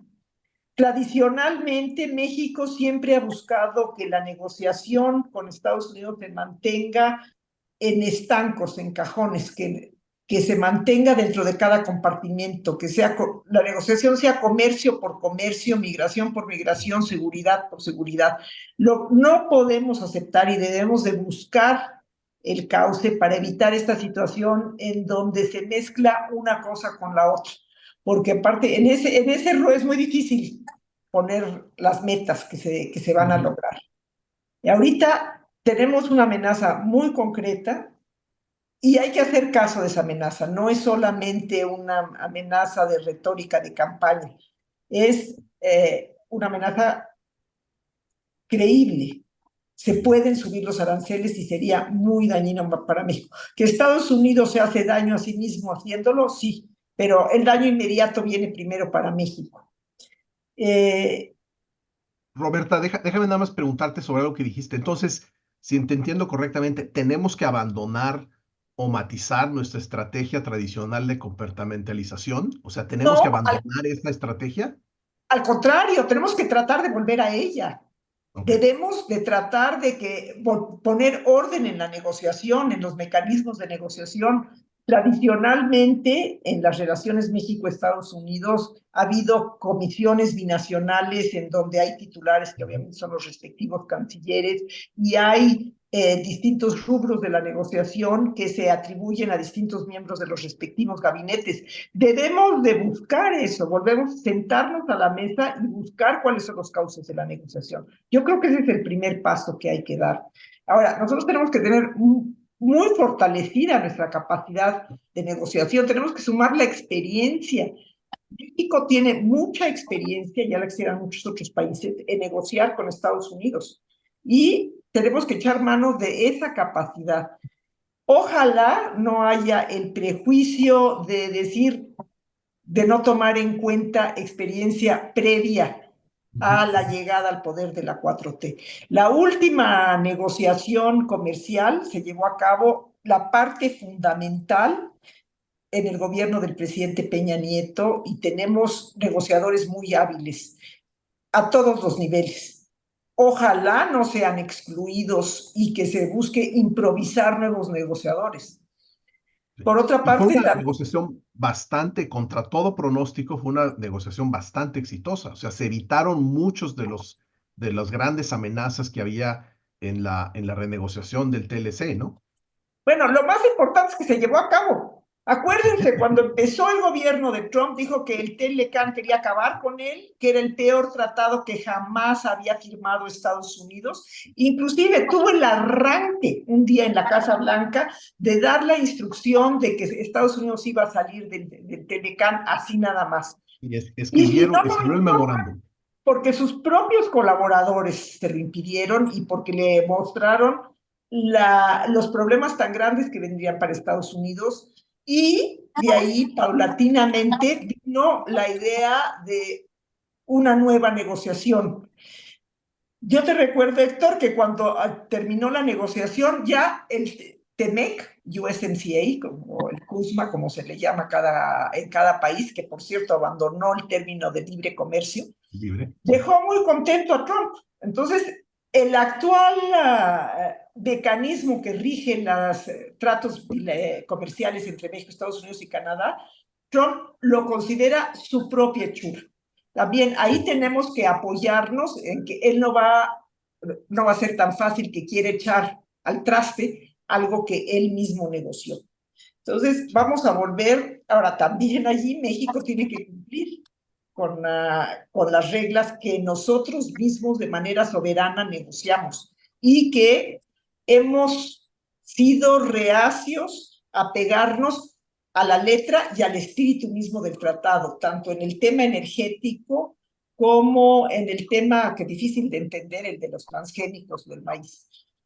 Pero hoy en día el nuevo gobierno de Claudia Sheinbaum, hoy en la mañana, dio a conocer una nueva estrategia energética que no me queda muy claro si se apega al espíritu de la letra del Tratado de Libre Comercio. Habría que explicarlo con más detalle y habría que manifestar para empezar, nuestro interés en seguir dentro del tratado y nuestro compromiso con cumplirlo. Eso es lo primero que tenemos que empezar a hacer, y tenemos que tener los mejores negociadores para ese propósito. Espero que no haya prejuicio sobre aquellos que participaron en gobiernos previos. Como tampoco espero que sea posible recuperar la experiencia del Servicio Exterior Mexicano. El Servicio Exterior Mexicano ha sido muy castigado durante el gobierno pasado. Juan Ramón de la Fuente dijo que su principal proyecto es propiciar, fomentar, apoyar al Servicio Exterior Mexicano. Yo le tomo la palabra y espero que esto lo podamos ver en los próximos meses. Ahora, Donald Trump es fundamentalmente un vendedor, ¿no? Y así hizo su fortuna, así la recuperó cuando la perdió. Él vende ideas y parte de esa venta es declarar victoria de manera muy visible, aunque la victoria no exista, ¿no? Cuando construyó un pedacito de muro, dijo, ya ven, ya construyó el muro y lo pagó México, aunque no era cierto, ¿no?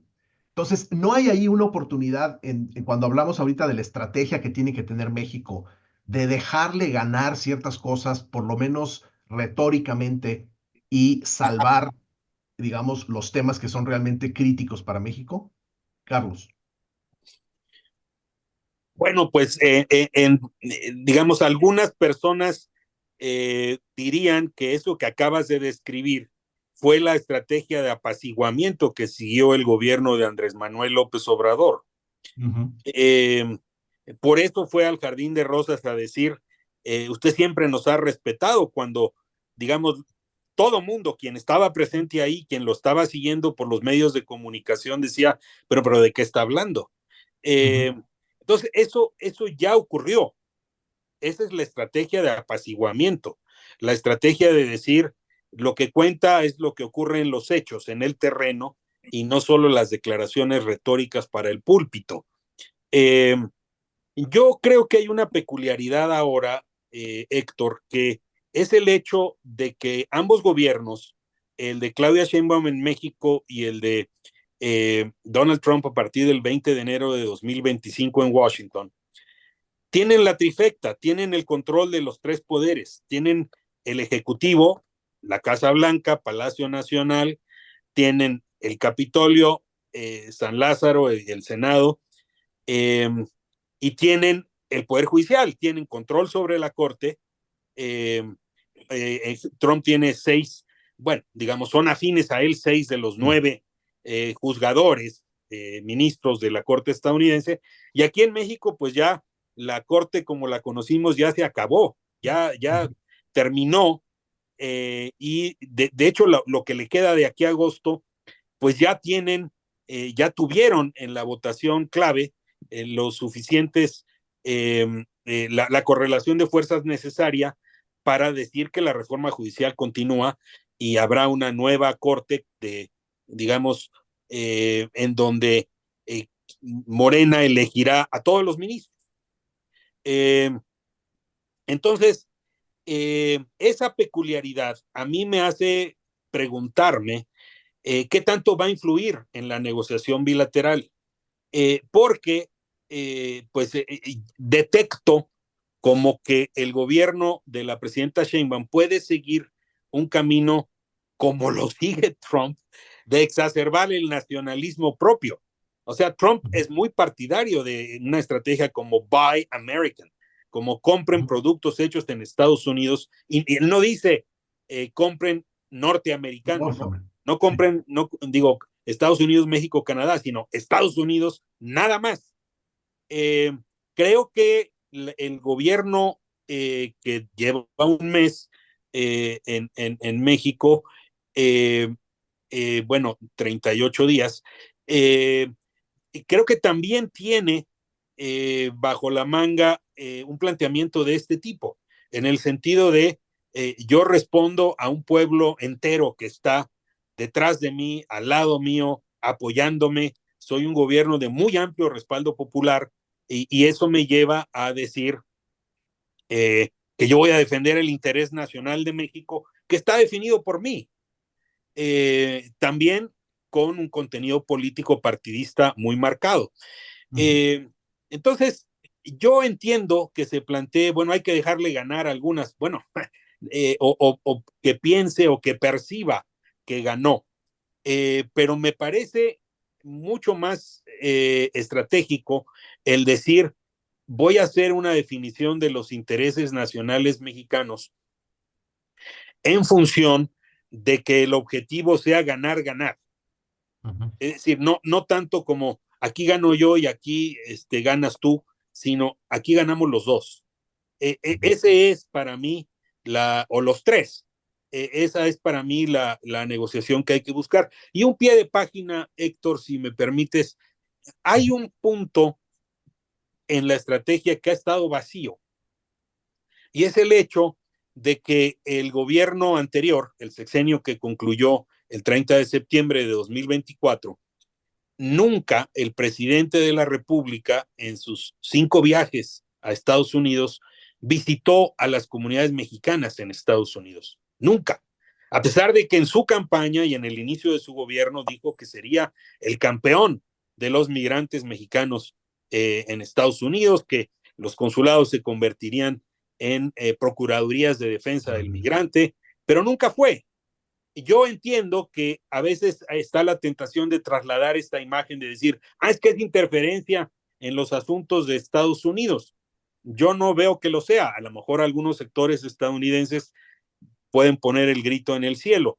Pero si comparamos con lo que ha hecho el embajador Ken Salazar, bueno, pues nos quedamos cortos. Pero sí creo que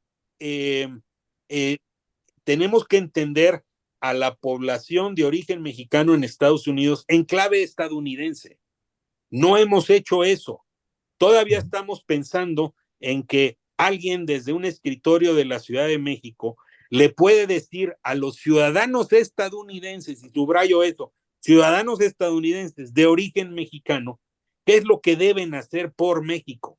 Tenemos que cambiar ese planteamiento y preguntarnos nosotros qué queremos, qué podemos, qué conviene, qué es estratégico hacer por las comunidades estadounidenses de origen mexicano y también por las comunidades mexicanas, pues como lo hace Israel, como lo hace Corea del Sur, como lo hace la India, como lo hace medio mundo, sin el prurito de qué tanto me meto en la política interna de Estados Unidos. Roberta, ¿querías intervenir? No, no. Gabriel, a ver, ¿cómo ves tú el planteamiento que hace Carlos sobre qué tan vendible es, dado lo que conocemos de Trump, el hacer estas transacciones win-win y el poder encapsular la relación entre los dos países como una transacción positiva para Estados Unidos? Mira, yo creo que no es que sea lo deseable o no, sino que es lo único plausible. O sea, tenemos que tener una relación con un hombre que es transaccional, tenemos que tener una relación transaccional.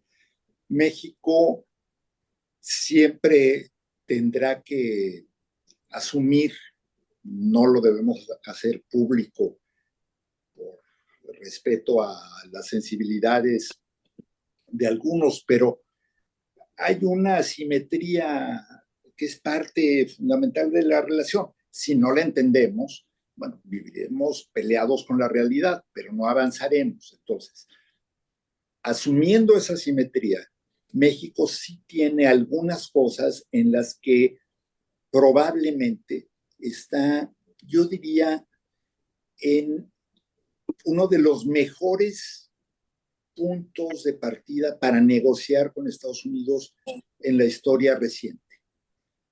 Número uno, el tema migratorio. El tema migratorio nos aprieta, claro, pero también aprieta aquí arriba. Es decir, si México, sería absurdo que lo hiciera, pero si México dijera, pásenle, ¿no? Se le acabó la gasolina a la Guardia Nacional, ya no puede ir a patrullar, ¿no? Mala suerte, se desvielaron todas las patrullas. El caos que eso provocaría en la frontera estadounidense le cuesta las intermedias. Claro, a nosotros nos costaría muchas otras cosas, pero bueno. Entonces, en ese tema, en el tema comercial, somos el primer socio comercial, se dice fácil, pero muchísimos empleos, muchísimos negocios, muchísimas empresas, pequeñas, medianas, grandes y gigantes, dependen de que esos flujos comerciales continúen fluyendo como lo han estado haciendo. Y luego, por primera vez en mucho tiempo, México se vuelve el proveedor más confiable y seguro en términos no solamente comerciales, sino de intercambio económico. Y por eso es que el nearshoring no es un acto de buena fe o de buena voluntad, sino que es una realidad. Porque, ¿qué pasó? China, como socio de negocios para Estados Unidos, ya es tabú. El sureste asiático se ha vuelto más complicado, uno, por la influencia china, dos, por la dificultad o por los retos de las cadenas logísticas y de distribución. Europa tendrá lo que tiene, pero el pleito de Estados Unidos con Europa viene del resentimiento que tiene Trump, porque uno no solo siente que no aportaron lo suficiente, sino que cuando él salió, prácticamente se le rieron en la cara y regresaron al business as usual.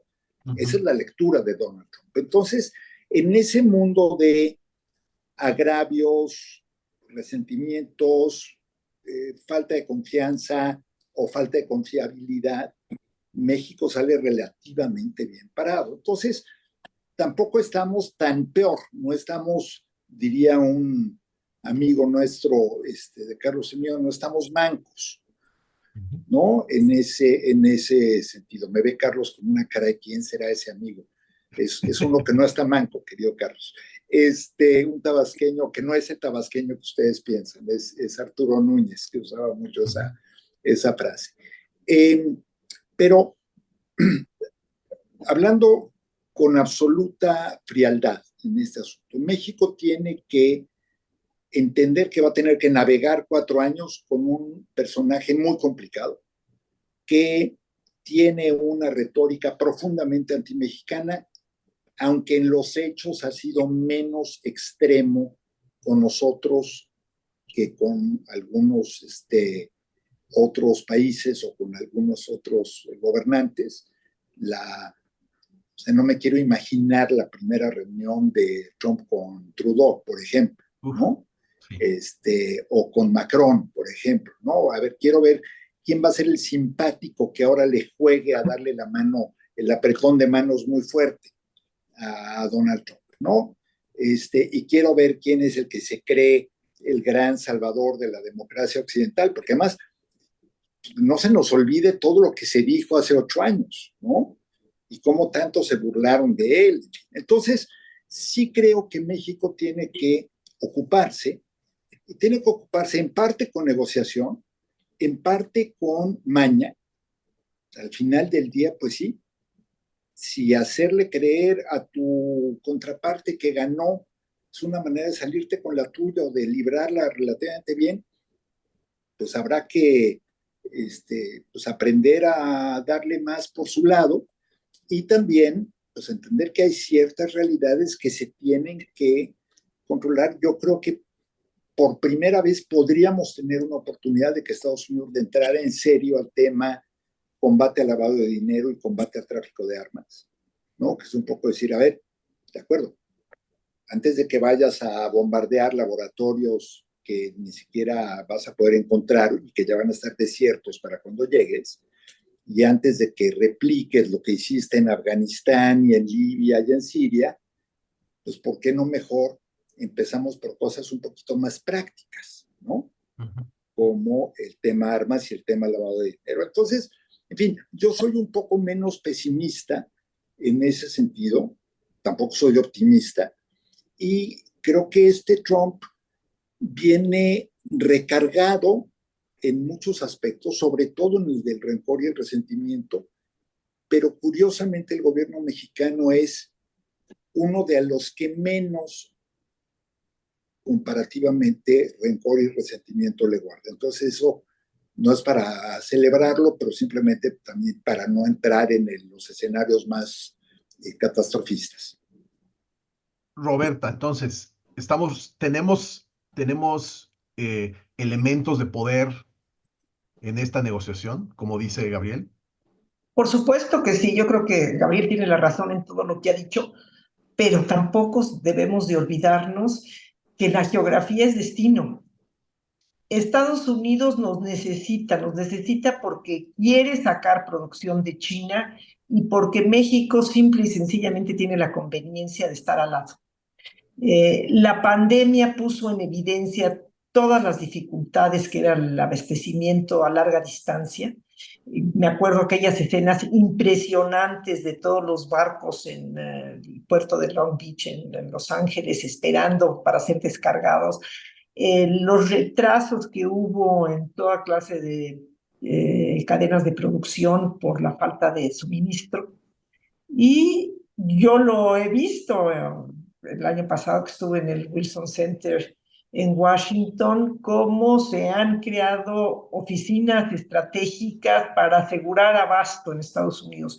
Llámesele farmacéuticos, llámesele toda clase de insumos. No quieren que vuelva a pasar la situación en donde Estados Unidos se quede sin el abasto de los bienes más esenciales. Entonces, México está al lado y tenemos una frontera de 3.000 kilómetros y eso no lo ofrece ningún otro país del mundo. Tan es así que la industria automotriz de Norteamérica está inevitablemente vinculada y tardaría muchísimo tiempo en que todos esos empleos que están en México pudieran sustituirse a otro lugar del mundo. Tan es así que la propia industria automotriz es la que le ha llamado la atención a los distintos gobernantes y tanto a Trump o en algún momento a Biden sobre la importancia de mantener este abasto.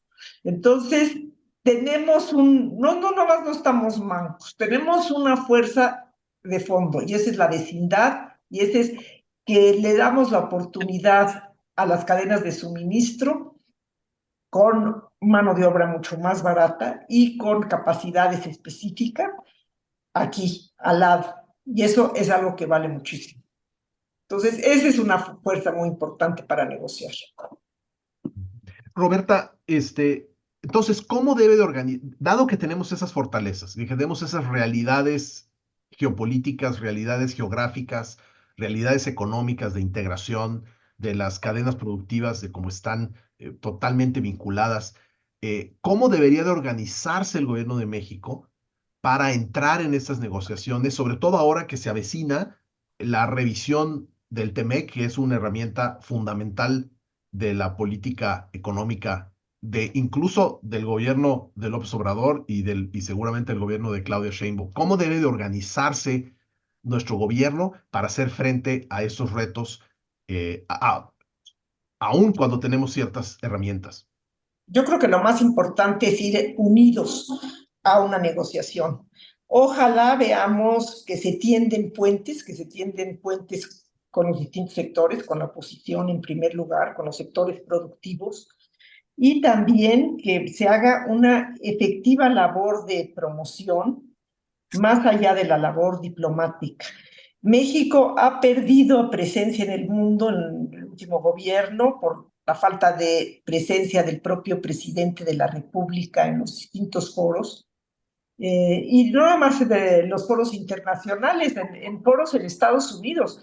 A mí en lo personal me llamó muchísimo la atención la falta de presencia del presidente López Obrador en Los Ángeles, en la cumbre regional, en donde no solamente era que estaban ahí reunidos todos los países de América, sino que también era la ciudad, como bien dijo Carlos, con mayor número de mexicanos.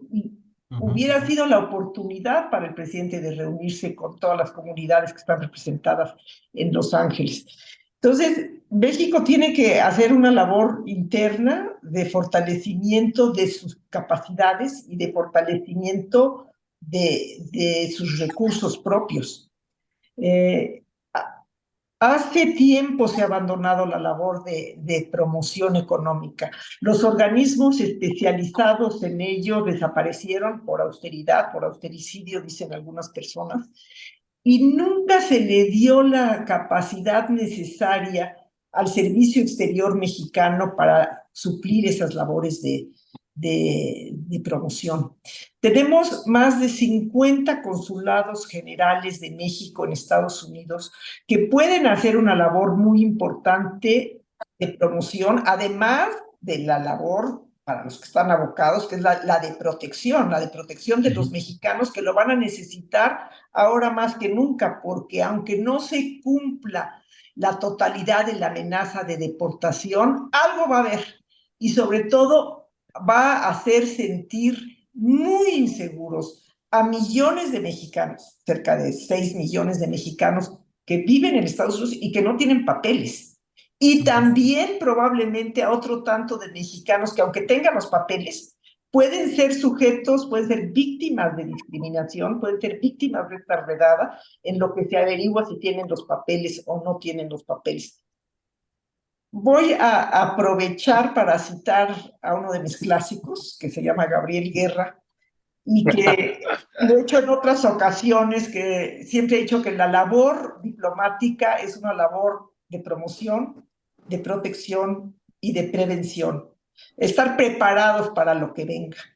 Si me equivoco, Gabriel, por favor, corrígeme, pero te he No, citado. bueno, me halagas, querida, por citarme y por recordar esa frase, ¿sí? Y yo creo que es el momento ahorita de fortalecer al servicio exterior mexicano, no solamente en Estados Unidos, en todo el mundo, pero ciertamente que en Estados Unidos. Yo formé parte, y lo mencionó Héctor, de todo el esfuerzo de cabildeo que se hizo en Estados Unidos y en Canadá también para promover el acercamiento en busca a la firma del tratado en los años 90. Fueron varios años, fueron de que se tomó la decisión en 1991 a 1994 que se llegó a la firma. Fueron 3 años muy intensos en donde todas las instancias del gobierno de México se coordinaron con un objetivo: mejorar nuestra imagen en Estados Unidos. O también se tiene que mejorar la realidad para mejorar la imagen, ¿verdad? No se puede nada más vender algo que no se tiene, pero se tiene que vender y se tiene que saber vender y se tiene que hacer a todos los niveles. Se tiene que hacer en la Casa Blanca, se tiene que hacer en el Congreso, se tiene que hacer en los estados y se tiene que hacer con el sector empresarial de los Estados Unidos, que es el que más se beneficia de las cadenas de producción compartidas entre México, Estados Unidos y Canadá.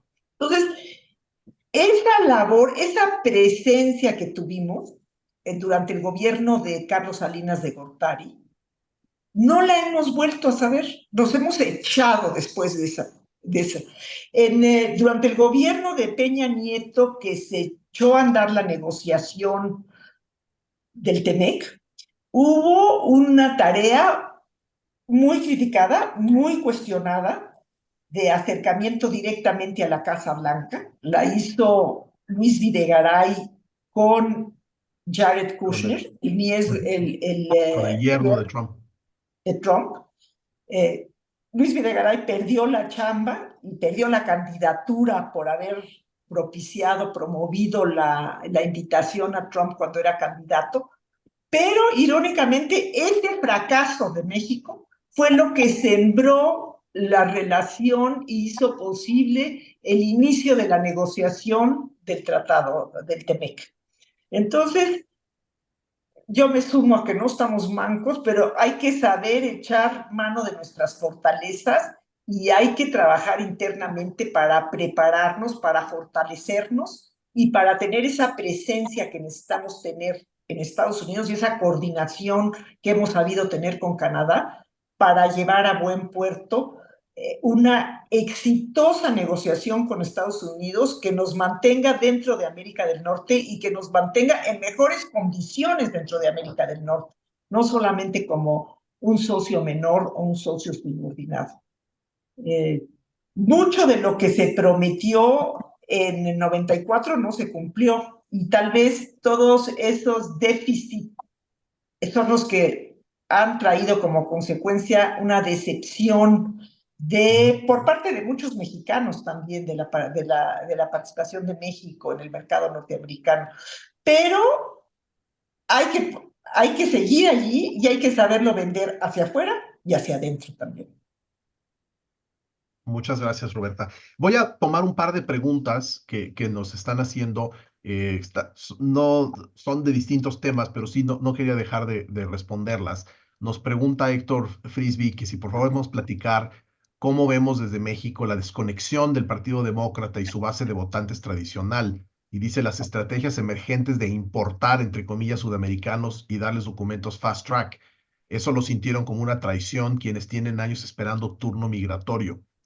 Saludos a todos desde Colorado. Y efectivamente lo que hemos visto es que por primera, o sea, fue en esta elección, Trump logró conquistar el mayor número de votantes hispanos en la historia. ¿Tiene que ver con esto, Carlos, de que se han sentido traicionados porque le dieron fast track a otros migrantes y la gente que llegó de manera legal o que tuvo que pasar muchos muchos problemas para legalizarse, no tuvo esa oportunidad. Pues creo que sí, en alguna medida sí, Héctor, la respuesta es afirmativa, pero un tema en el que inciden muchos factores.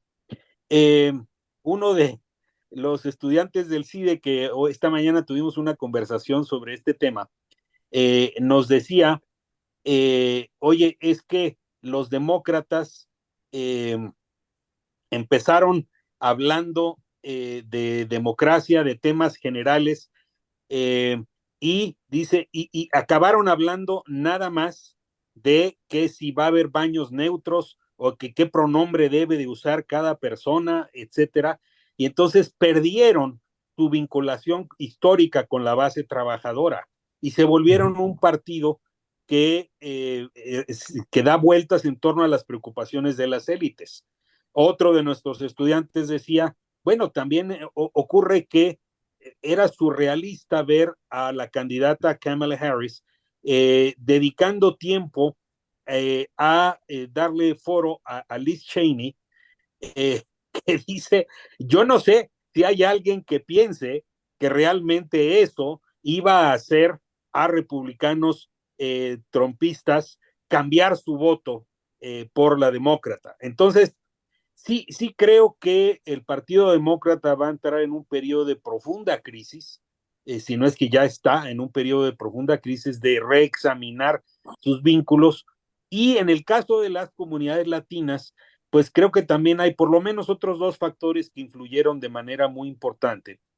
Y es el hecho que el número de venezolanos, cubanos, nicaragüenses que se han naturalizado para votar como estadounidenses en años recientes fue muy importante en distritos campo de batalla, no solo en estados, sino en distritos campo de batalla, y ellos sienten que están huyendo de gobiernos autoritarios, o que ellos llaman comunistas, y que la estrategia del Partido Demócrata de recurrir más a programas sociales y gasto gubernamental que a, a la propuesta que Trump y los republicanos han impulsado en el sentido de defender libertades individuales, defender la libre empresa. No es que no lo haga el Partido Demócrata, sino que no lo identifican con eso, pesó muchísimo. Los factores religiosos también. O sea, cada vez más las iglesias evangélicas en América Latina han avanzado, y en Estados Unidos, por supuesto, hay este fenómeno de las mega iglesias. Esos orientan el voto conservador de manera muy importante. Entonces, esos clivajes que tiene la sociedad estadounidense entre han sufrido un realineamiento en donde cada vez tiene mayor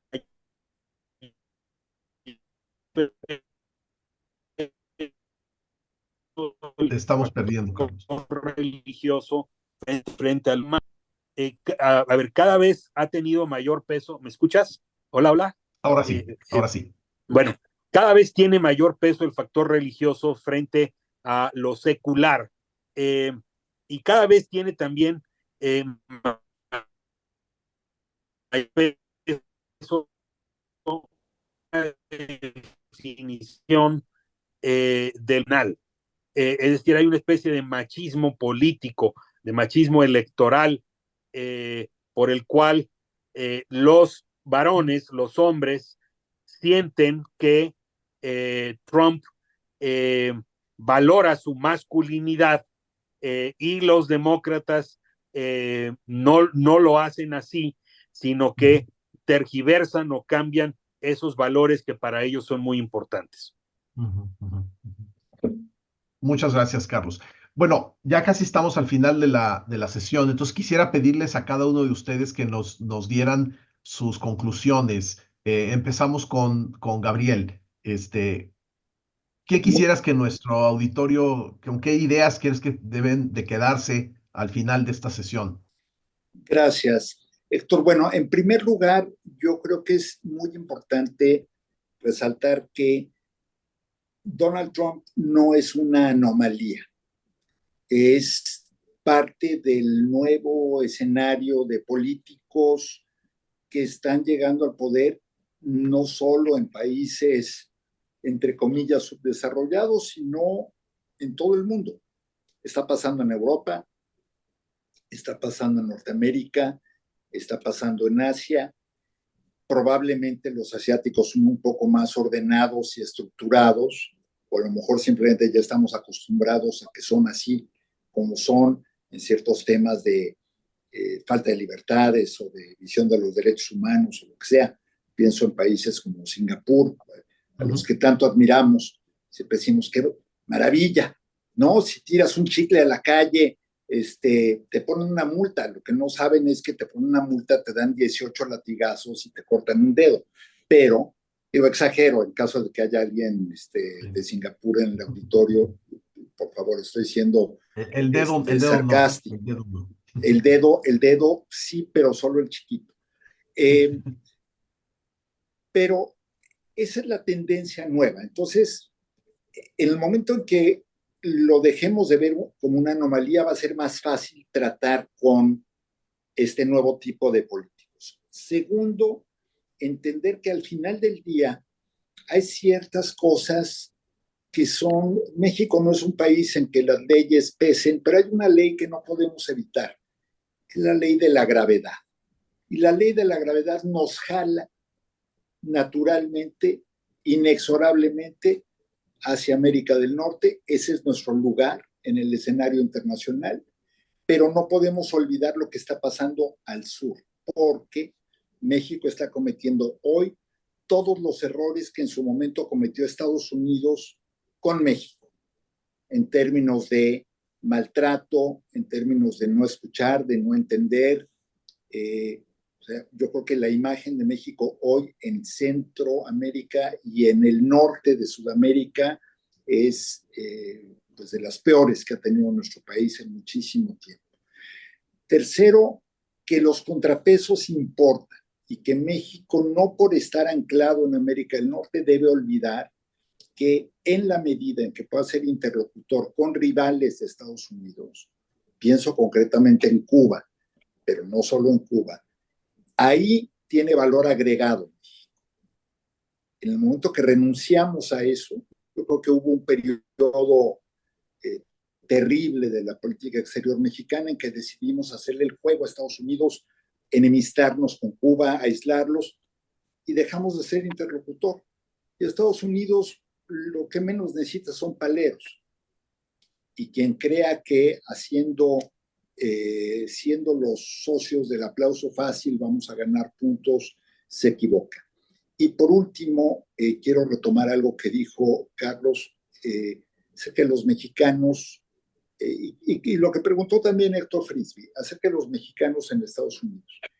Creo que se perdió la interlocución, creo que el Instituto de los Mexicanos en el Exterior perdió mucho peso, mucha dimensión, pero discrepo en cuanto a que México debe estar dialogando y negociando, o tal vez no era eso exactamente lo que planteaba Carlos, pero creo que ese querer aliarnos con los grupos y las comunidades mexicanas en Estados Unidos nos costó muy caro en tiempos de Carlos Salinas y nos costó muy, muy caro, mucho más caro en tiempos de Vicente Fox. Si algo sepultó la reforma migratoria fue ver esos desfiles de mexicanos en Estados Unidos con las banderas mexicanas, con las imágenes de la Virgen de Guadalupe. El daño que eso nos hizo entre todo un sector de la política estadounidense fue incuantificable. Entonces, simplemente ser prudentes, ser cuidadosos y sí recordar que sin política exterior, no sé si esta frase sea tan afortunada como la que citó Roberta hace rato, pero sin política exterior no hay país. Gracias, Gabriel. Carlos, no más de 2 minutos, por favor. Bueno, en primer lugar, creo que nada es para siempre. De nuevo, no hay una victoria política eterna ni una derrota política permanente. Trump ya tuvo una derrota después de sus primeros 4 años. Yo no auguraría que estamos necesariamente ante un fenómeno de muy larga duración. No sé cuánto pueda durar. Segundo, creo que, a ver, sobre esto último que dijo Gabriel, yo precisamente advertí contra seguir leyendo en clave mexicana a la población estadounidense. Dije población estadounidense de origen mexicano. Precisamente porque hay que leerla en clave estadounidense, tenemos que cambiar esa visión absolutamente atrasada de pensar que desde la Ciudad de México se va a propiciar o decidir algo para incidir en Washington. Ese fue el error, precisamente. Y lo de las banderas mexicanas, pues también entiendo que no tiene lugar en esto de pensar las cosas en clave de América del Norte, que es lo que hemos estado planteando en esta sesión. Y finalmente, creo que hay un factor del que no hemos hablado y que espera un dilema muy complicado al actual gobierno mexicano, y es el hecho de que cuando el Comando Norte de Estados Unidos dijo en 2021, México ha perdido el control del territorio a manos del crimen organizado en 1/3 de su geografía. Lo que estaban diciendo en buena medida es que también la narcopolítica ha avanzado de manera gravísima en el territorio mexicano, y cuando nosotros estamos diciéndole a Estados Unidos, oye, no seas malo, ya dame la información de lo que pasó en mi país el 25 de julio de 2024, yo no sé si realmente queremos seguir insistiendo en eso, porque si nos entregan la información, se va a conocer una lista de nombres que no solo son los de los capos de la droga y del crimen organizado. ¿Y qué vamos a hacer confrontados ante esa información que hemos querido ocultar? El gran dilema es si va a tomar prevalencia, si va a pesar más la conveniencia política partidista o realmente el avanzar en una estrategia que tenga que ver con el combate al crimen organizado, a las complicidades políticas que han dado cobertura al crimen organizado también. Muchas gracias, Carlos. Roberta, tú tienes la última palabra. Muchas gracias. Bueno, yo creo que el que optemos por América del Norte no quiere decir que no hagamos política exterior, mucha más política exterior en todo el mundo.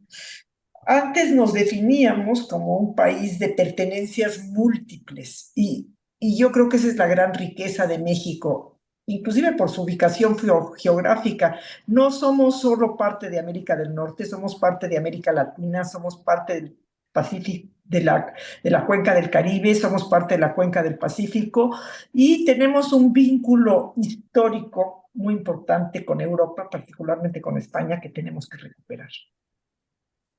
Muchísimas gracias, Roberta. Muchas gracias, Gabriel. Muchas gracias, Carlos. Y muchísimas gracias al auditorio y al Consejo Mexicano de Asuntos Internacionales y a su maravilloso staff por organizar este evento. Y espero que nos veamos muchas veces más en estos paneles juntos, nosotros 4 y otros asociados y amigos de Comexi. Muchas gracias y buenas noches.